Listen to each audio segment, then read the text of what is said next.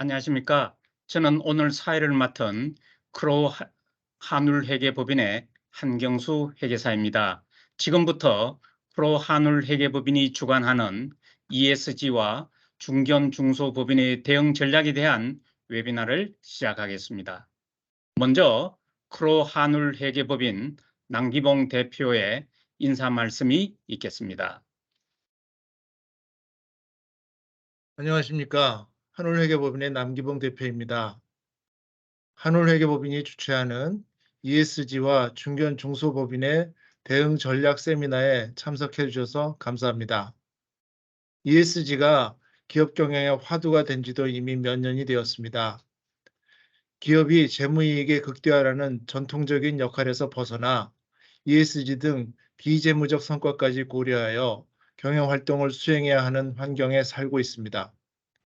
초기의 ESG 활동은 주로 사회공헌 차원에서 이루어졌으나 시간이 지날수록 기업의 가치로 연결되는 ESG는 생존을 위한 기업의 필수 활동이 되었습니다. ESG 경영에 대한 요구가 증대되면서 정보 공개에 대한 목소리도 커지고 있습니다.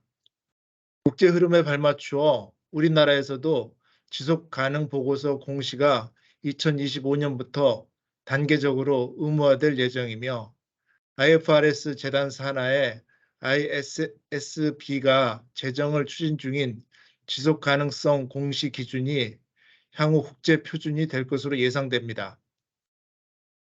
정보의 공시 및 보고, 가치평가, 인증 등 분야의 전문가인 회계법인은 ESG 경영 컨설팅과 지속 가능성 보고서 작성 및 인증 분야에서 폭을 넓히고 있으며 주요국 사례에서와 같이 우리나라에서도 공인회계사들이 탁월한 전문성과 윤리성을 바탕으로 ESG 관련 분야에서 핵심적인 역할을 해야 한다는 사회적 기대는 더욱 커질 것입니다. 이러한 추세에 발맞추어 글로벌 네트워크 펌인 크로우와 한울회계법인은 ESG 전담팀을 조직하여 전문가들을 모으고 자료를 축적하여 ESG 인증 및 자문기관으로서의 위상을 높이고 있습니다. 감사합니다. 첫 번째 순서로 고려대학교 경영대학 이만우 교수께서 ESG와 공시평가의 글로벌 동향에 대하여 발표가 있겠습니다. 안녕하십니까. 고려대 경영대학 이만우입니다. 반갑습니다. 오늘은 ESG의 공시 및 평가, 이것이 글로벌로 어떤 동향을 지금 우리나라는 어떻게 흘러가고 있는지에 관해서 말씀드리겠습니다. 제가 그 ESG와 이 평가까지를 이렇게 얽기 위해서 인류 역사의 4가지 전환점을 좀 말씀드리겠습니다. 첫 번째는 저는 몽고가 유럽도 침범하고 그랬지만은 그런 어떤 대륙에서의 전쟁보다는 가장 중요한 어떤 역할을 한 것이 대항해 시대라고 봅니다. 예, 나침판을 발명해가지고 원양 항해술을 했는데 이게 이때는 동력이 없으니까요. 동력이 없으니까 풍력을 이용했습니다. 일부는 노를 젓기도 했지만 그건 뭐 전쟁용이고 대부분 이제 풍력을 이용했는데 포르투갈이 아프리카를 진출했고 그다음에 1492년에는 아주 결정적으로 우리 콜럼버스가 바하마에 상륙했죠. 그게 아메리카 대륙인 줄 알고 상륙을 했고 그다음에 1519년에는 마젤란이 이게 태평양 쪽으로 이게 풍력으로만 이동했습니다. 1595년에는 네덜란드가 동남아를 진출하기 시작했는데 일본의 나가사키는 가고 한국은 안 왔거든요. 이게 풍력이 동남아에서 인도네시아 이런 데서 이동하는 풍력이 도대체가 한국을 닿지를 못했어요.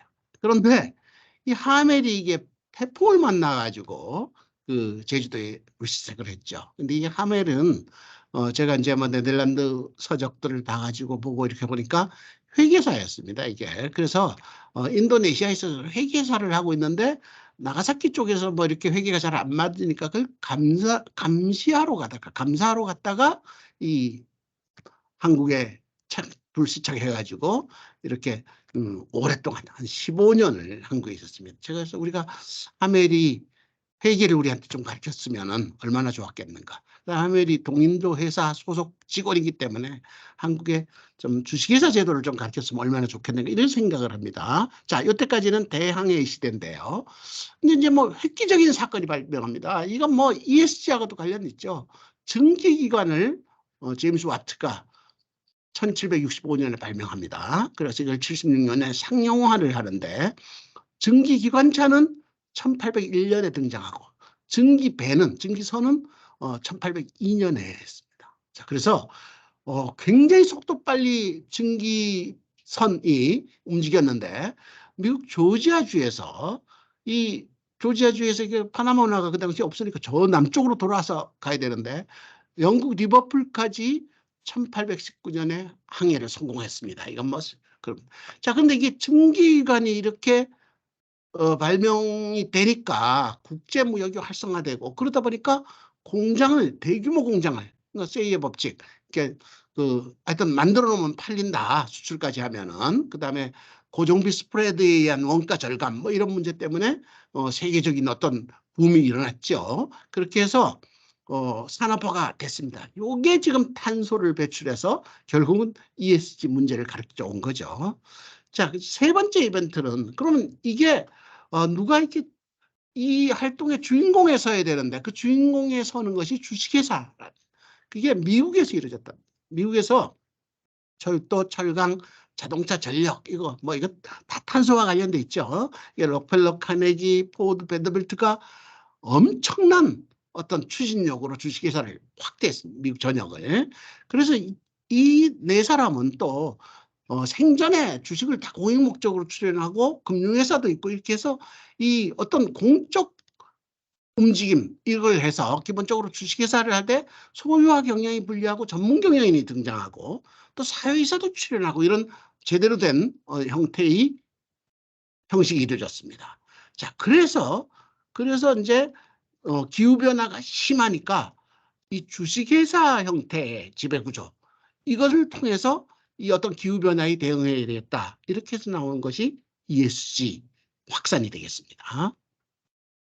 자, 그래서 ESG의 요소 및 공식 기준을 한번 살펴보면은 타임라인으로서는 1987년에 UNEPWCD 이런 데가 보고서를 발간했고요. 그 다음에 2006년에는 유엔이 책임투자 원칙을 발표했습니다. 그 다음에 2016년에는 GRI라는 어떤 ESG를 측정하는 표준치를 만들었고요.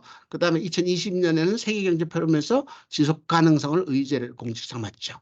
그리고 이걸 어떻게 측정을 해야 되는데 공시를 하게 하면은 그 공시가 뭐 인터그레이티드 리포팅, IR, 그 다음에 여러 가지 뭐 TCFD도 있고 미국에서는 SASB, 유럽에서는 ESRS가 중심이 되어 있는데 이 SASB가 가장 이제 여러 나라에서 쓰는 미국 기준이었는데 이 공시 기준이 이제 IASB가 참여하기 시작했습니다. 굉장히 늦었죠. 왜냐하면 SASB는 오래 했는데요.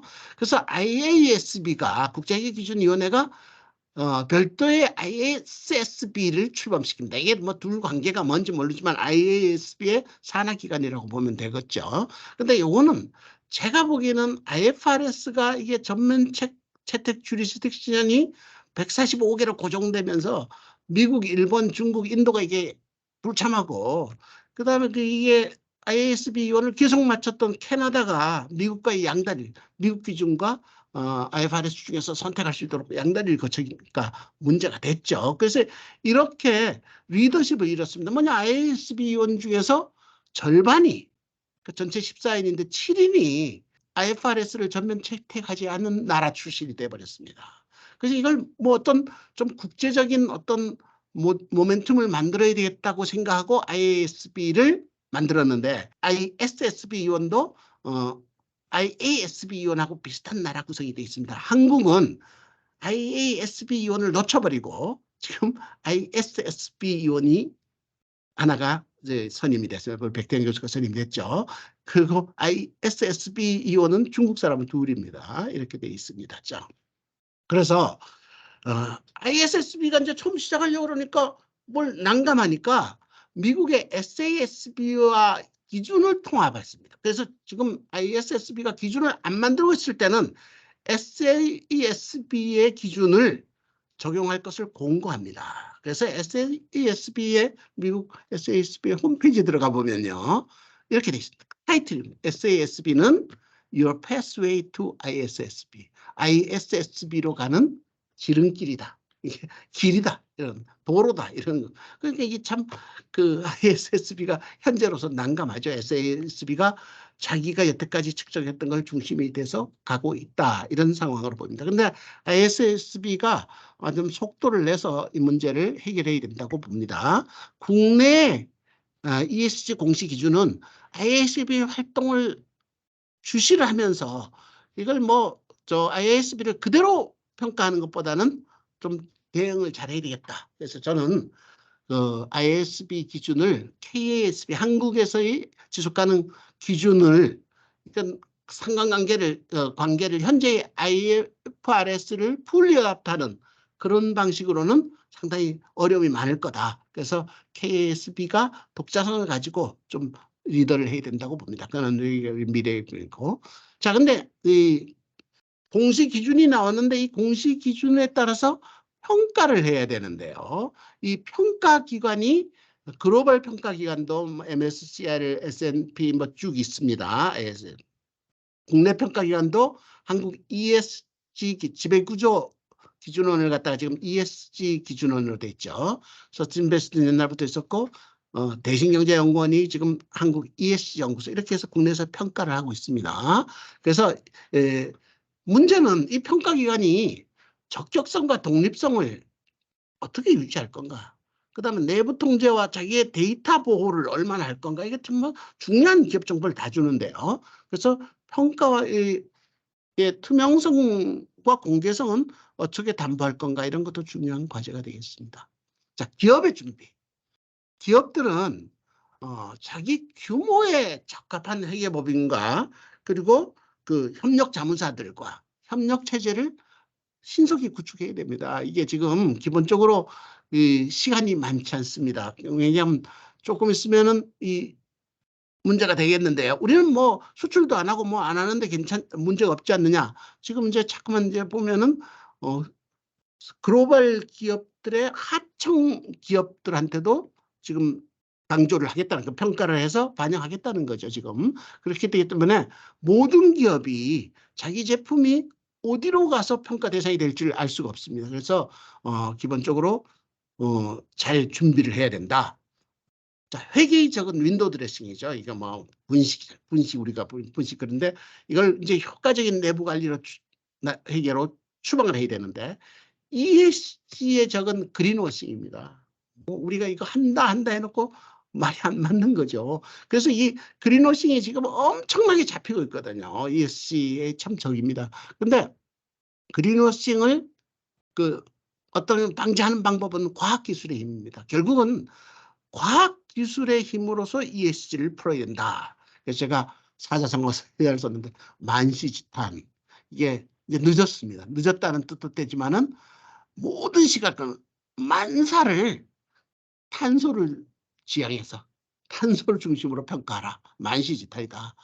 그 다음에 이게 주주 중심으로 계산하지 말라. 이해관계자를 전체적으로 계산해서 해석해야 된다. 지금 제가 미국 자본주의 얘기를 먼저 얘기할 때 미국은 일단 오너가 자기를 위해서 경영하는 것이 아니라 전문 경영인이 이해관계자를 다 규율하는 그렇게 해서 ESG를 받아들이는 거죠. 스스로. 그리고 ESG를 강요하기 위한 금융기관이 세팅이 잘 돼 있습니다. 그래서 이해타산, 이해관계자 전체 계산을 합쳐야 된다.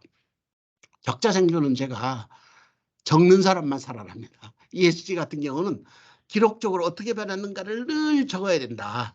그래서 우리 모든 기업이 오늘부터 모든 ESG 관련 사항을 적어야 된다. 적어서 킵 트랙을 하면서 앞으로 대응을 해야 된다고 봅니다. 경청해 주셔서 감사합니다. 크로 한울회계법인 ESG 자문팀의 민정웅 회계사께서 ISSB의 공시기준 S1, S2 소개 발표를 해주시겠습니다. 안녕하세요. 한올회계법인 ESG 자문팀 민정홍 회계사입니다. 오늘 발표는 ESG 공시에 대한 이해를 위해 전반적인 내용을 간략하게 설명드릴 예정입니다. 이번 세미나가 짧은 시간이지만 ESG에 대한 이해를 높이는 계기가 되시길 바랍니다. 시작하겠습니다. 이제는 다들 아실 텐데요.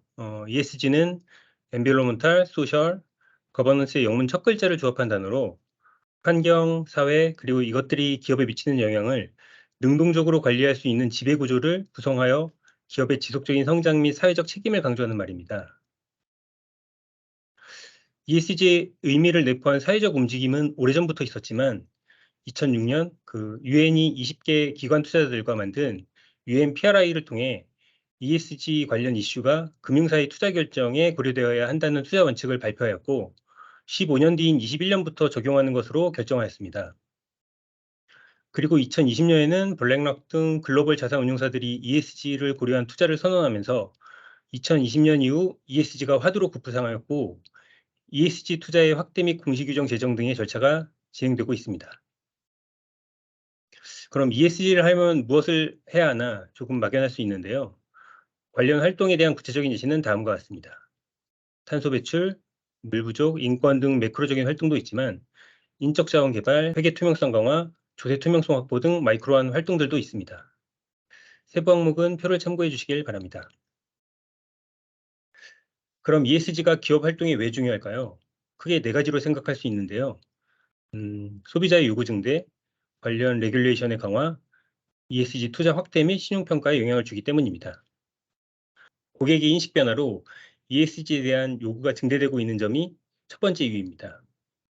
ESG 경영에 대한 국민 인식 조사에서도 소비자들의 구매 요건 중 기업의 ESG 활동이 많이 반영되고 있음을 확인할 수 있습니다. 이는 비단 국내뿐만 아니라 세계적인 추세이며 향후에는 더욱 강조될 것으로 예상됩니다. 두 번째는 국내외 각종 규제의 강화로 기업에 미치는 영향이 증가한 점입니다. 탄소 중립, 녹색 성장 기본법, 생물 다양성 보전 및 이용에 관한 법률 등 이러한 레귤레이션은 기업의 비즈니스 밸류 체인에 걸친 책임 경영을 요구하고 있습니다. 세 번째는 서두에서 말씀드린 대로 ESG 투자의 확대이며 글로벌 3대 신용평가사인 무디스, 피치, S&P에서 ESG 평가 결과를 기업의 신용평가에 반영하기 시작한 점도 ESG가 기업 경영에 중요해진 이유라고 할 수 있습니다. 결국 ESG는 자금 조달부터 경영 정책 결정, 매출 매입 및 투자까지 기업의 전사 활동에 영향을 미치게 되었기 때문에 모든 기업들은 ESG 활동을 기업의 필수 핵심 요소로 고려해야 할 것입니다. 이번 파트는 공시지도 관련 내용입니다. ESG는 이제 선택사항이 아닌 기업 경영 활동의 새로운 패러다임으로 기업의 한 축을 담당하게 되었습니다. ESG 공시는 기존 재무제표 공시 활동과 더불어 비재무적 관점의 경영 전략을 시장의 이해관계자들과 소통하는 중요한 수단이므로 그 중요성이 강조되고 있습니다. 지구온난화, 이상기후 등으로 직접적인 영향을 받게 되면서 유럽, 미국 및 중국 등 주요국들은 ESG 정보 공시를 강화하는 추세를 보이고 있으며 우리나라는 25년부터 코스피 상장사를 대상으로 자산 규모를 고려하여 순차적으로 공시를 시작하고 2030년에는 전체 코스피 상장사가 ESG 관련 공시를 하는 것으로 예정되어 있습니다. 2025년부터 ESG 정보 공개가 의무화되면서 기업 경영에 미치는 효과를 간단히 정리해 봤는데요. ESG 공시로 기업에 미치는 영향이 다각도로 발생하면서 기업은 이제 능동적인 준비를 진행해야 하는 상황에 놓였습니다. 내용을 보셔서 아시겠지만 ESG 정보 공개 의무화로 기업에 미치는 효과는 ESG가 중요해진 이유와 동일하다고 볼 수 있습니다. 25년부터 ESG 공시가 예정된 현재 ESG 관련 공시 기준은 약 100개가 넘는다고 합니다. 지역별 이해관계에 의해서 여러 기준들이 통합 및 정리되는 과정들을 거쳐 3개의 주요한 기준이 윤곽을 드러냈는데요. 유럽의 CSRD 지침에 기반한 ESRS, 미국 SEC의 CRD 기준, 그리고 IFRS 재단의 ISSB에서 제정한 S1, S2입니다. 각 기준이 취하고 있는 관점이 조금 상이한데요. IFRS와 SEC는 Outside In Perspective의 Single Materiality, 그리고 유럽의 ESRS는 Outside In, Inside Out Perspective의 Double Materiality 관점으로 접근하는 방법을 선택했습니다. 이 표도 메이저 공시 기준의 비교 자료입니다.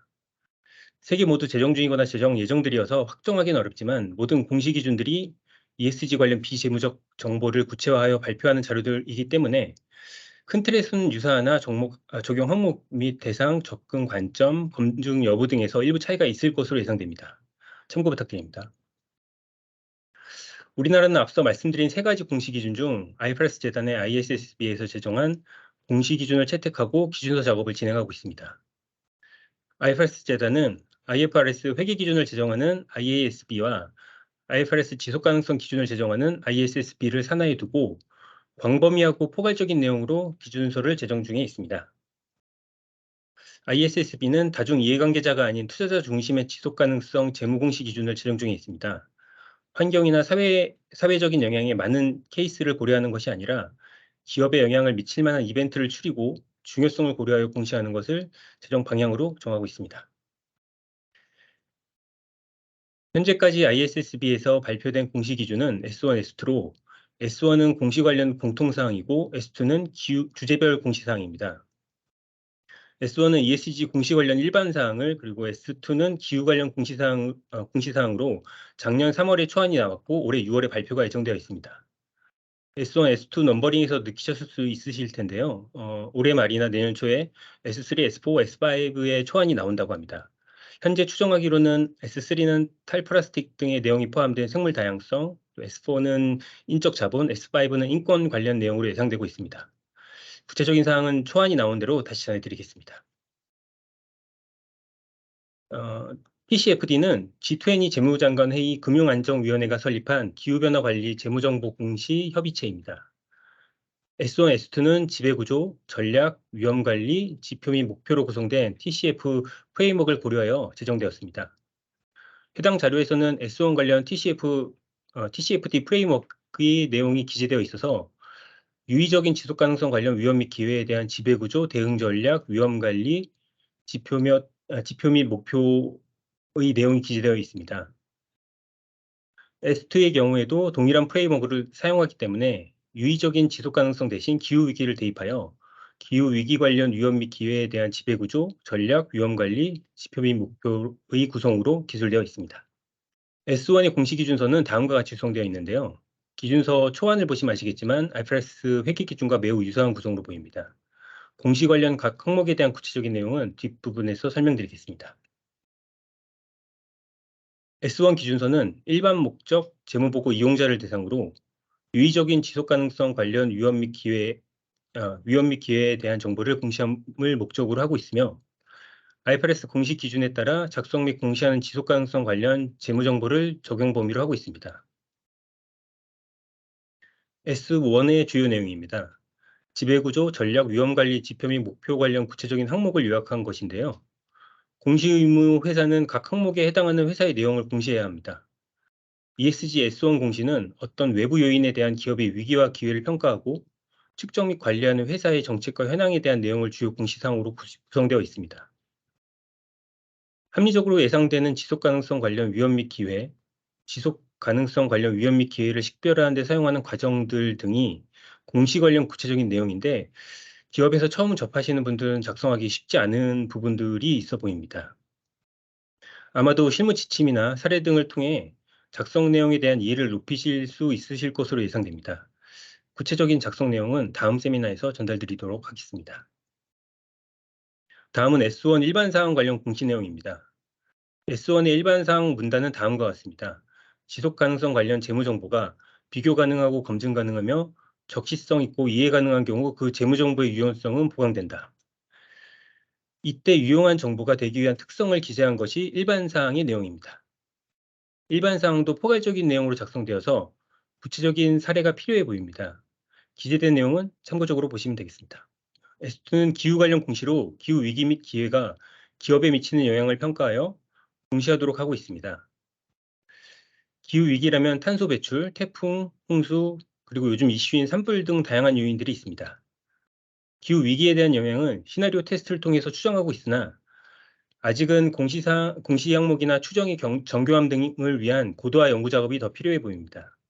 이 또한 연구가 진행되면서 더 구체화된 공시 내용들이 제시될 것으로 예상됩니다. S2의 목적 및 적용 범위 내용입니다. 읽어보시고 참고 부탁드립니다. S2의 주요 내용은 S1 공시 기준 내용과 비슷합니다. 기후 위기 관련 기업에 미치는 기회와 위험 요소를 식별하는 방법, 이를 관리하기 위한 방법 및 계획, 관련 지표 등을 공시하도록 하고 있습니다. 이것의 구체적인 사례도 별도의 세미나를 통해서 전달드리도록 하겠습니다. 이번에는 ESG 인증 관련 내용을 간단하게 소개드리겠습니다. 지속가능성 보고서 관련 이해관계자는 보고서 발행자, 이용자, 인증 제공자, 인증기준 제정기구, 감독기구 등 크게 5개 파트로 구분할 수 있습니다. 여기서 감독기구는 IOSCO로 표기되어 있는데 IOSCO는 하단에 기재된 대로 전 세계 증권감독당국이 회원으로 참여하는 국제기구를 말합니다. 최근 발표된 IOSCO의 자료를 보면 일관되고 비교 가능한 인증 기준과 독립성이 고려된 윤리 기준의 중요성에 대해서 강조하고 있습니다. 그러면서 공시 기준은 ISSB, 인증 기준은 IAASB, 윤리 기준은 이스바에서 제정할 것을 요청하고 있습니다. 말씀드린 대로 ISSB는 아이프라스 재단의 ESG 공시 기준 제정 기구고요. IAASB와 이스바는 국제회계사연맹 아이팩의 산하기구입니다. 인증 기준은 2023년 하반기에 초안이 발표되어 2024년 말까지 확정 예정되어 있습니다. 현재 인증이 강제된 나라는 스페인, 이탈리아, 프랑스 정도이고 우리나라는 외부에서 인증받는 것을 선택할 수 있도록 하고 있지만 전기말 기준 국내 기업들이 공시한 ESG 보고서는 100% 외부 인증을 받고 있는 상황입니다. 하단의 내용은 연도별 국내 ESG 보고서 인증 기준에 대한 현황입니다. 우리나라는 비회계법인 인증이 많아서 AA1000AS의 인증이 많고 IAASB의 인증 기준인 ISA 3000에 의한 인증은 10% 미만으로 확인되고 있습니다.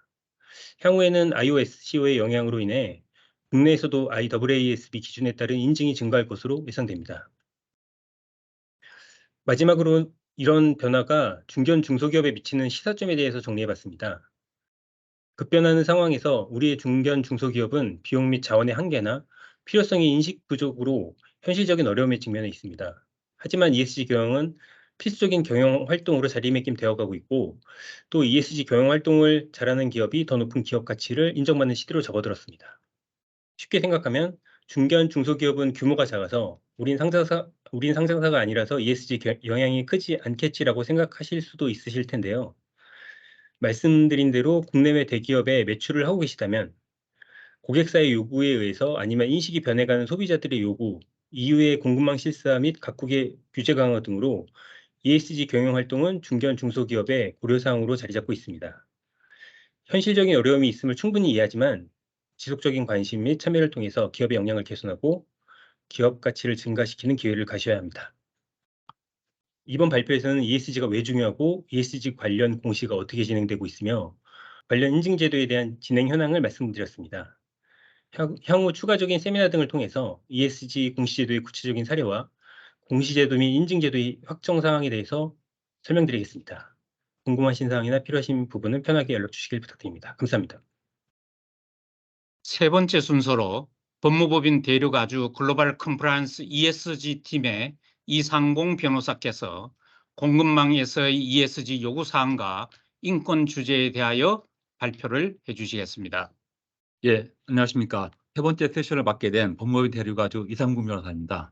이번 시간에서는 공급망에서의 ESG 요구사항, 특히 인권을 중심으로 어떠한 ESG 경영이 어떠한 요구를 하고 있는지에 대해서 간략하게 설명드리도록 하겠습니다.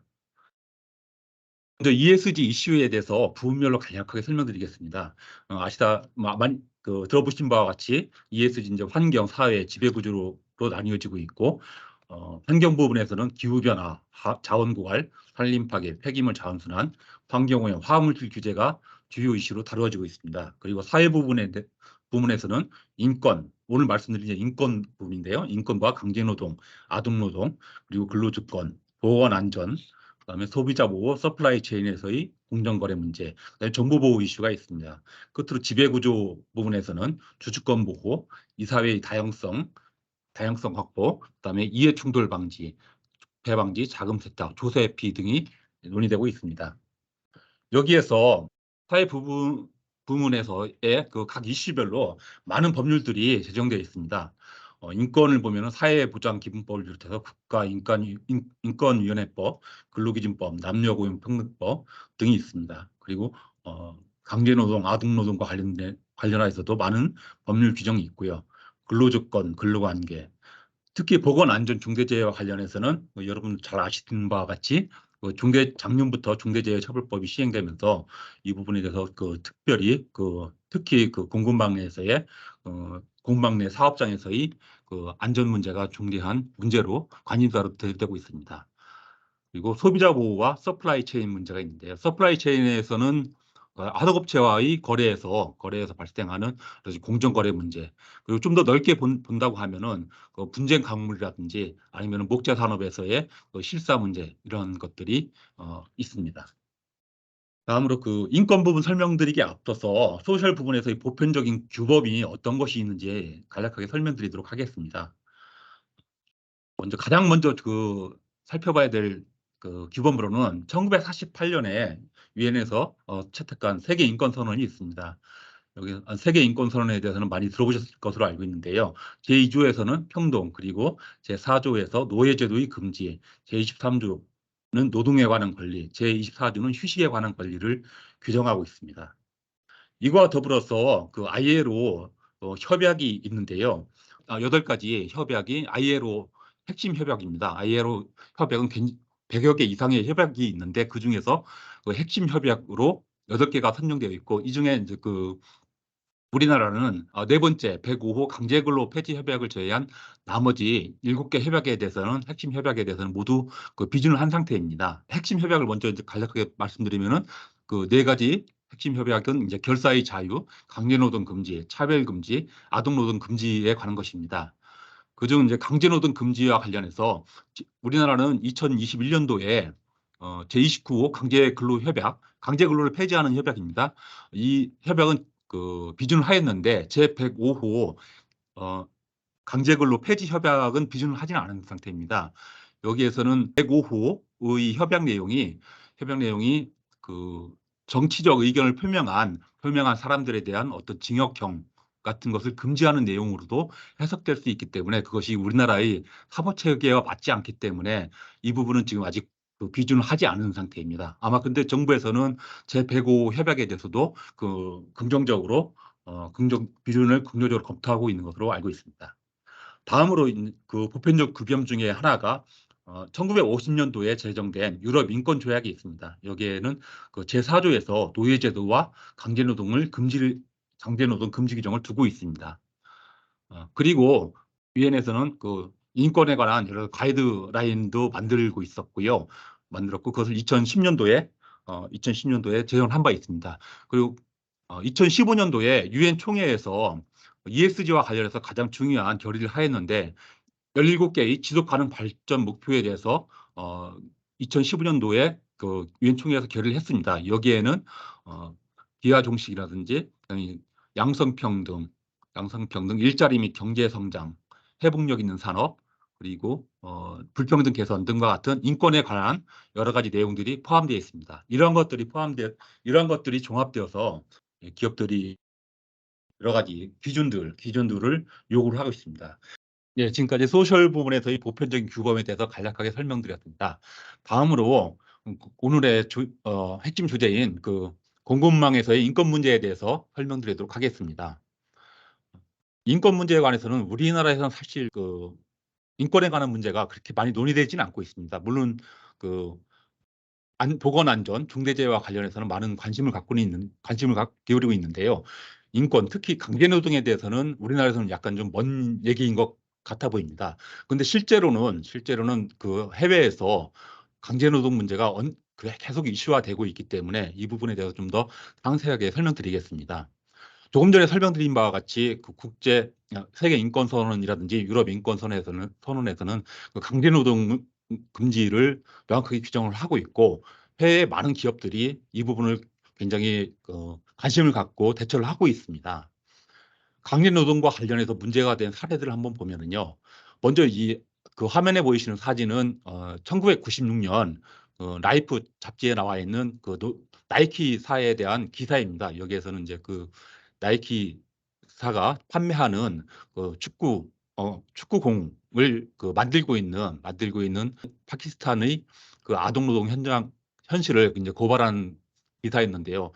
이 기사로 인해서 그 당시 나이키에서도 굉장히 큰 문제가 됐었고, 다른 다국적 기업들에서도 아동노동과 관련된 여러 가지 문제들을 해결하기 위해서 나름대로 윤리규범이라든지 여러 가지 회사의 규정들을 제정하고 대처를 해왔습니다. 그럼에도 불구하고 이러한 강제노동 문제는 사실상 제대로 근절되지 않고 있습니다. 그래서 현재까지도 신장 위구르 지역에서는 면화나 솔라 패널에 들어가는 실리콘 등이 강제 노동에 의해서 채취되고 있다라고 봐서 미국이라든지 여러 국가에서는 그 지역에서 생산된 면화와 실리콘 패널 수입을 금지를 하고 있습니다. 아프리카 지역의 아동노동과 관련해서 최근에 문제가 된 케이스를 두 개를 소개시켜 드리겠습니다. 하나는 네슬레 사건인데요. 여기에는 네슬레와 허쉬 초콜릿 그리고 카길과 같은 거대 농수산물 농식품 회사들이 피고로 제소됐습니다. 이 사건은 피고 원고들의 청구는 기각이 되긴 했지만은 아동노동과 관련해서 문제가 되고 있는 것을 정확하게 보여주고 있기 때문에 간략하게 소개를 해드리겠습니다. 여기에서 원고들은 말리를 비롯해서 서아프리카 지역에 있는 코코아 농장에서 일했던 사람들이 나중에 성인이 돼서 네슬레, 허쉬, 카길 등 다국적 기업들을 상대로 소송을 제기한 것입니다. 그 내용은 네슬레를 비롯한 식품 회사들이 서아프리카 지역에서의 코코아 농장에서의 광범위한 아동노동 사실을 알고 있음에도 불구하고 아동들이 강제적으로 노동을 착취당하고 있는 것을 알고 있음에도 불구하고 그러한 코코아 농장의 사태를 그대로 방치를 했다라는 것입니다. 그것이 어떤 미국의 법률을 위반했고 그렇기 때문에 손해배상을 해야 된다라고 해서 소송을 제기를 했는데요. 이것은 이제 공급망에서의 인권 문제를 정면으로 다룬 케이스입니다.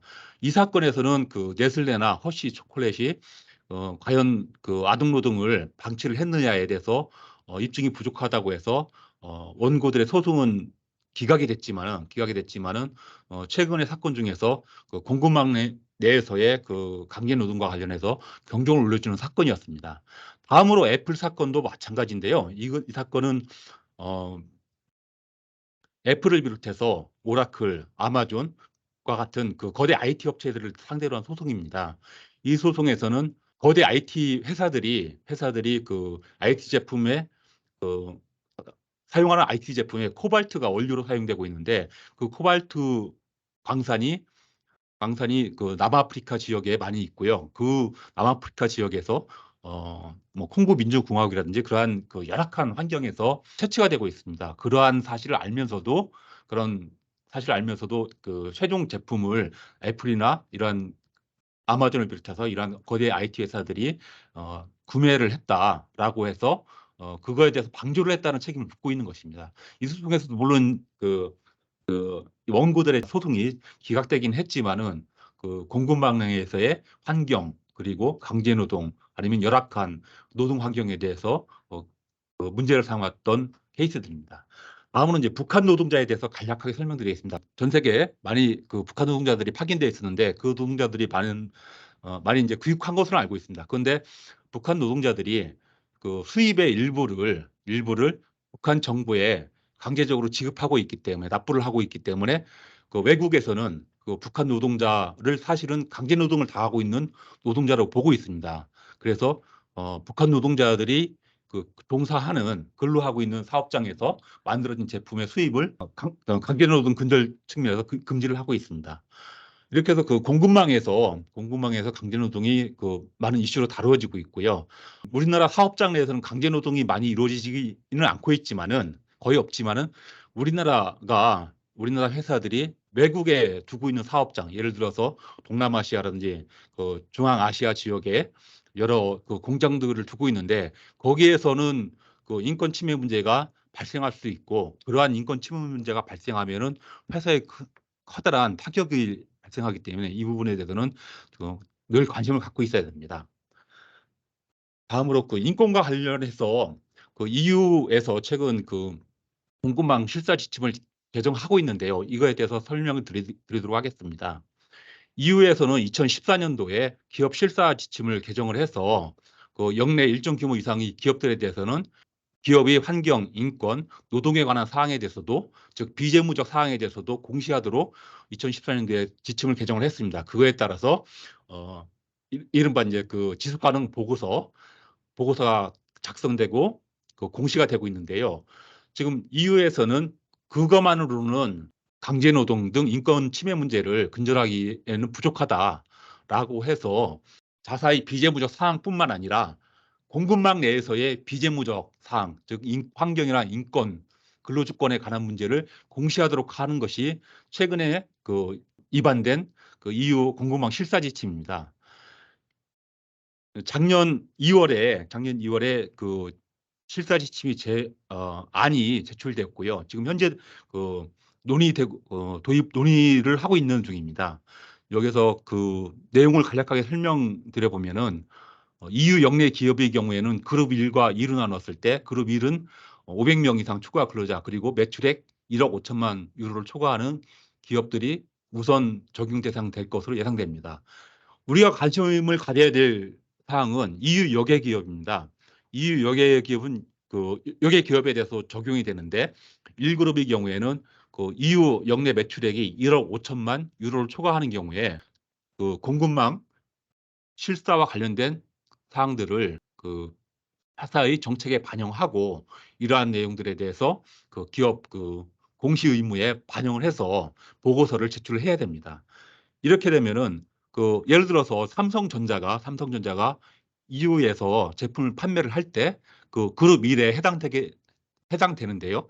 그러면 당연히 삼성전자는 그 공급망 내의 그 인권이나 환경 상황에 대해서도 공시를 해야 됩니다. 그렇기 때문에 그 삼성전자와 거래를 하는 여러 기업들도 순차적으로 인권, 환경, 근로조건에 대해서 자사의 상황에 대해서 삼성전자가 제대로 보고를 할 수 있도록 제출을 해야 되는 것이죠. 이것이 결국에는 그 공급망 내의 협력업체들에 대해서도 ESG 경영을 사실상 강제하는 역할을 하게 되는 것입니다. 이를 통해서 그 공급망 내에서의 인권 침해 문제를 최소화하겠다라는 것이 EU 공급망 실사 지침의 그 목적입니다. 이제 EU 차원에서는 이제 좀 전에 설명드렸던 EU 공급망 실사 지침을 그 제정하고 있는데 그 실사 지침은 회원국들로 하여금 구체적으로 그 지침에서 정하는 내용들을 담은 법안을 각국에서 그 입법을 하도록 유도를 하고 있습니다. 그 지침이 통과가 되면은 그 회원국들은 그 지침에 맞게 그 국내법을 제정을 해야 됩니다. 실사 지침에서 다루고 있는 내용들을 이미 네덜란드나 독일, 스위스에서는 이미 최근에 그 국내법을 통해서 그 아동노동과 환경 관련 내용들에 대해서 그 공급망 내에서의 그 실사와 관련된 내용들을 법안으로 만들어서 시행을 하고 있고요. 프랑스에서도 2017년에 그 우리말로 번역을 하면 어떤 감시법, 실사법이라고 해야 되나 그러한 것을 제정을 해서 그 공급망에서의 환경 인권 문제에 대해서 다루도록 하고 있습니다. 미국에서는 직접적인 제가 그 입법 활동은 그 찾지는 못했는데요. 재작년에 ESG 공시 법안이 하원에서 통과됐습니다. 여기에서는 위구르 강제 노동과 관련된 공시, 그다음에 다른 ESG와 관련된 사항들로서는 기후 위험이라든지 조세 피, 인적 자원, 그다음에 직장 내 괴롭힘 방지 등을 포함한 여러 가지 내용들을 공시 의무를 담은 법률이 지금 제정 중에 있습니다. 마지막으로 그 공급망 내 리스크 대응 방안에 대해서 설명드리겠습니다. 조금 전에 설명드린 바와 같이 EU를 비롯한 그 여러 국가에서 공급망에 대한 그 듀 딜리전스 요구가 커지고 있습니다. 거래 기업이 ESG 평가 우수 등급을 받기 위해서 협력업체에게 ESG 경영 요구를 하고 있습니다. 예를 들어서 MSCI의 ESG 그 레이팅을 보면은 사회 부문 중 그 휴먼 캐피탈 부분에서는 그 레버 매니지먼트, 그다음에 보건 안전, 휴먼 캐피탈 디벨롭먼트, 그다음에 서플라이 체인에서의 그 근로 기준 문제 이러한 것들을 평가 기준으로 삼고 있습니다. 그리고 많은 그 다국적 기업들이 그 에코바디스의 그 평가를 요구를 하고 있는데 여기에서 보면은 그 환경과 특히 사회 부분에 대한 여러 가지 그 등급과 관련된 자료 제출을 요구하고 있습니다. 그래서 우리 그 중소기업들의 경우에는 그 거래하고 있는 다국적 기업이나 아니면 대기업들이 그 앞으로 계속 보고서 제출을 요구할 수밖에 없기 때문에 그러한 그 보고서 제출 요구에 대비해서 관련 규정을 정비를 해야 되고 상시 모니터링 시스템을 구축을 해야 됩니다. 그리고 이러한 시스템을 구축하기 위해서는 그 회계법인이나 법무법인을 통한 자문도 자문을 통해서 부족한 부분이 어디에 있는지 상시 확인을 해야 됩니다. 끝으로 이제 사업장을 관리함에 있어서 국내 사업장과 해외 사업장을 나누어서 그 위험이 어떤 것이 있는지, 특히 해외 사업장 같은 경우에는 그 해외 현지 법인이 관리를 하고는 있지만은 해외 현지 그 법규에 대해서 잘 모르고 있고 그리고 또 국제적인 그 기준이 무엇인지에 대해서 약간 놓치는 경우가 많이 있기 때문에 해외 사업장에 대한 관리가 어떻게 보면 회사의 ESG 경영의 가장 필수적인 요소가 아닌가 이렇게 생각하고 있습니다. 이상과 같이 그 공급망 내에서의 ESG 경영 그리고 인권에 대해서 간략하게 설명드렸습니다. 경청해 주셔서 감사합니다. 네 번째 순서로 쿤텍 주식회사 AI 데이터 및 ESG 사업본부의 박성원 본부장께서 ESG 관련 시스템 구축의 필요성과 대응 방안에 대해서 발표를 해주시겠습니다. 예, 안녕하세요. 저는 쿤텍에서 ESG 사업을 맡고 있는 박성원 본부장입니다. 오늘은 기업들이 ESG 관련해서 시스템 구축을 통해서 어떻게 대응해야 되는지에 대한 설명을 드리도록 하겠습니다.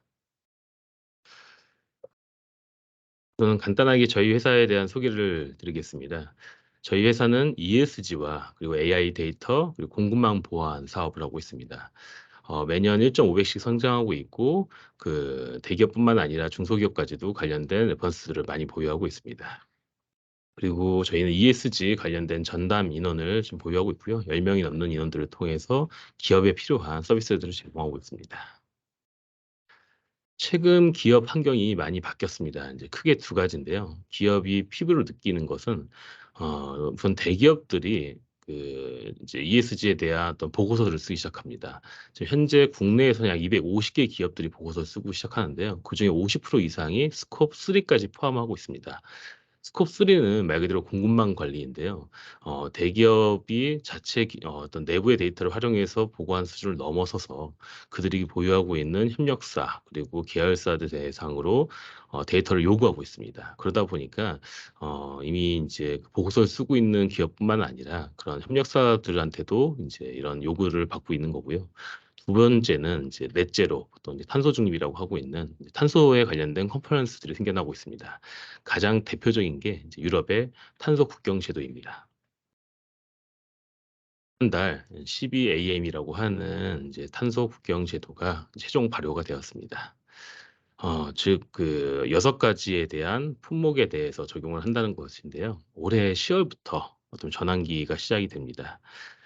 지금 최근에 아마 국내에서 수출하고 있는 기업들은 저 오른쪽에 나와 있는 메일들을 많이 받으셨을 겁니다. 갑자기 날라옵니다. 그리고 시간은 약 2주 정도 줍니다. 그래서 이런 데이터들을 제출하라고 합니다. 제출하는데 우선은 올해까지는 할 수 있는 만큼 제출하라고 합니다. 크게 3가지입니다. 기업의 탄소 배출량은 어떻게 되는지, 그리고 탄소 중립 전략은 어떻게 되고 있는지, 마지막으로 만들고 있는 제품에 대한 탄소 배출량에 대해서 보고하라고 합니다. 그리고 이 데이터들에 대한 소스에 대한 증빙 자료까지도 같이 보내라고 합니다. 시간은 2주간 줍니다. 이 제출하지 못하면은 이제 문제가 생깁니다. 실질적으로 예를 들어서 국내 대기업들만 하더라도 제출 요구를 많이 하고 있는데요. 이제 이런 상황에서 어떻게 급한 대로 이제 컨설턴트들을 불러가지고 대략 뭐 2주거나 한 달 정도 걸려서 뭐 몇천만 원 돈을 내고 우선 제출합니다. 근데 문제는 이게 한 번에 끝나지 않고요. 올해, 내년 점점 더 심해집니다. 대기업들은 괜찮습니다. 대기업들은 관련된 조직들도 많고 예산도 많이 있습니다. 실제 국내 대기업들은 이미 시스템을 구축했다고 작년부터 발표를 하고 있습니다. 여기 나와 있지 않는 국내 대기업들도 대략 한 20개여 개 기업들이 시스템 구축을 완료했고요. 제조기업뿐만 아니라 금융권이라든지 그 외의 기업들도 시스템을 다 구축을 하고 있습니다. 이런 시스템을 구축하는 데 대한 드는 비용은 약 3억에서 10억 정도 되고요.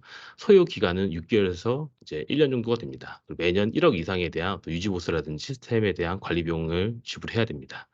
문제는 이 시스템을 구축한 기업들도 아까 말씀드린 보고서를 발표하고 있는 250개의 기업 중에서 한 20-30개밖에 안 됩니다. 근데 이 시스템을 구축할 비용들이 문제는 중소기업이나 중견기업에는 없습니다. 하다못해 자금도 부족하지만 담당자도 없고요. 시간도 없습니다. 아까 말씀드린 대로 2주 내에 제출해야 됩니다. 갑자기 꼭 해야 되나? 우리는 아니겠지. 우리는 안 해도 되겠지라고 하다가 지금 중소기업 중앙에서 발표한 자료에 따르면 이미 국내 기업의 한 80% 이상이 이제 자료 제출을 요구하고 있습니다. 그리고 그중에 50% 이상에 대한 기업은 제출하지 않을 경우 이제 어떻게 보면은 납품에 대한 중단에 대한 얘기를 얘기하고 있습니다.